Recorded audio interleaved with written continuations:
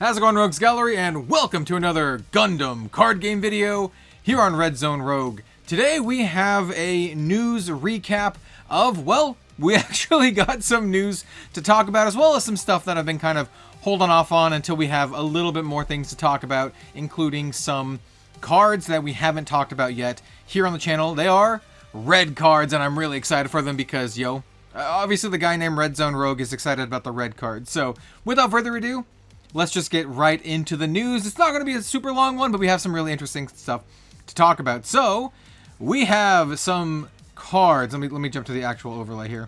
We have some cards. Here's some cards. These cards were shown at Gamma. Now, these cards can essentially be found in the trial decks that your local game stores will be getting later this year. So these aren't like really rare cards or anything like that. These are from demo decks, trial decks, that kind of stuff.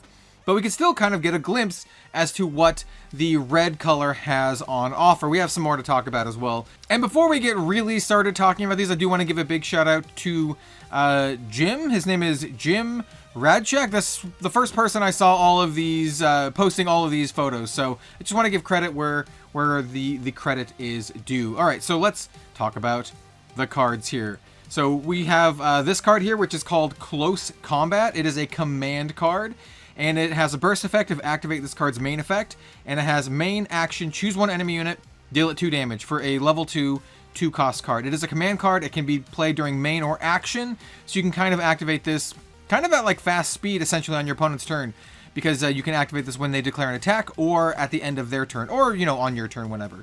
Yeah, and this is what a lot of people suspected we'd see from red, which is direct damage, and here we got confirmation, direct damage. Of course, I'm a big fan, and I really like it. We also have this other card, this Ralula? I'm not sure, but this is a red base, level 3 2-cost base, and this looks like it's pretty hard to read, but fortunately I have a version of this in Japanese with a translation. So here's Ralula. Anyway, it's a Neo Zeon warship, a 0-5 base. Burst, deploy this card. Deploy, add one of your shields to your hand as usual. Then choose one of your opponent's units with 5 AP or less and deal 1 damage to it. It's kind of like a nice little ping effect. I'm not sure how much I like this compared to some of the other bases we have currently, but hey, this is the red base. It does the red thing, does a little bit of damage. I think it's fine. And for like a sample deck, starter deck, not even starter deck, kind of like a trial deck kind of thing, I think it's all right. We have the Blue Giant, the mustached man himself. This is a pilot command, Rambo Rawl, and just an excellent character from the original Gundam UC stuff. Level 4, cost 1. He's a +1/+1 for his regular Rambo Rawl side Zeon. But you can also do the command side.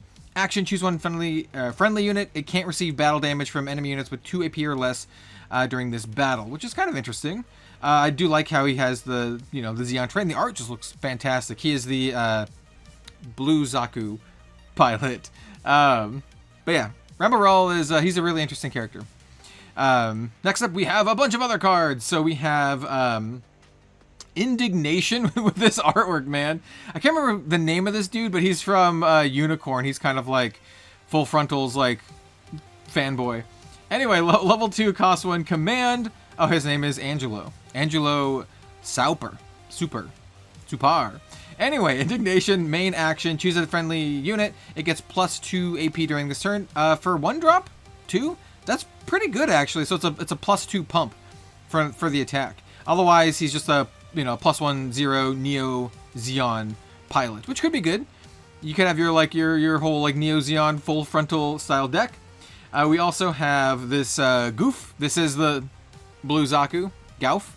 Gauf, whatever, man. This is a level 3 cost. Hey, I'm just having fun with this. This is a 2/3. So 2/3 for 3. It's all right. Deploy. Very good though. You deploy 1 rested Zaku 2 1/1. So this makes a 1/1 Zaku 2 token, which is pretty sweet. Different from the 3/1 token, but still a token. It is rested, but you basically get 3/4 worth of stats for a 3 cost, and that's not too bad. It does have the Rambo Rawl trait, so you can link it up with Rambo Rawl. We have Othrin Zala. This is another pilot. So this is a level 4, 1 cost pilot. This one bursts, add it to your hand like all of them do. This is a +1/+2. A lot of the pilots that just are pilots get the burst, you add them to your hand. And then when paired, if it's a link unit during your turn, it may choose an active enemy unit that is level 5 or lower as its attack target. So it kind of gets that Wing Gundam effect. So this seems pretty solid, right? It's a Zaft coordinator traits as well. And then, of course, we have the Aegis Gundam. So this is a level 4, 3-cost Gundam. This is MA mode. And it has Breach 3. And there's also a 3/4. And the Zaft trait and the Othrin Zala. So you can kind of, you can already see where this kind of, sample deck is kind of going. You have your Ramble Rawl. You have your, how do you say this? Is it Goof or Gauf? I've literally only watched this in Japanese, so I don't actually know. But yes. Anyway, so you can kind of see where this is going. Pretty cool. We also have, we see Breach showing up in red as well. So like the whole red-blue or the red-green strategy makes a lot of sense. And then here we have like I had another, image of the Gauf. And then we have another Gira Zulu. So this is a level 3, 2-cost, 3/2. Pretty simple card, right? It does have the Neo Zeon trait, so you can link this up, which is pretty cool. So for like a low-cost card, you can link it up, which is great. And that's basically it for the new cards. We do have one card that's been known about for a while. This is the Sinanju, which is an awesome, absolutely awesome mobile suit. We have had this image for a while that's in Japanese. So this is a level 6, 5-cost, so quite expensive for a 5/4 that has when paired. During this turn, this unit gets high maneuver, which is pretty sweet. If it destroys a card by battle in your opponent's shield area, deal 2 damage to an opponent's unit with 5 AP or less. So you want to blow up stuff in the shield area, and then it picks off other stuff. That direct damage. And it also has the full frontal link requirement. Full frontal is kind of like, you're not Char. You're Char replacement man. Anyway, yeah, cool card. And this one is looks like it's going to be an LR in the first set. We didn't talk about the rarities, but because these are like all sample deck stuff, but they're all common, right? I think they're all just common. Even good old Ramble Rawl, common. Yep, they're all common. And then the final thing we're going to talk about today before we leave you for the day is we have a little bit of news that was shared on a Japanese Gundam card game stream a little while ago. Some of the stuff we already know, right? We already know the starter decks and all that kind of stuff, and the launch dates and the booster pack and all that kind of stuff. But they also gave us a little bit of insight on the next stuff. So we have starter deck 5 and 6 dropping in September and October.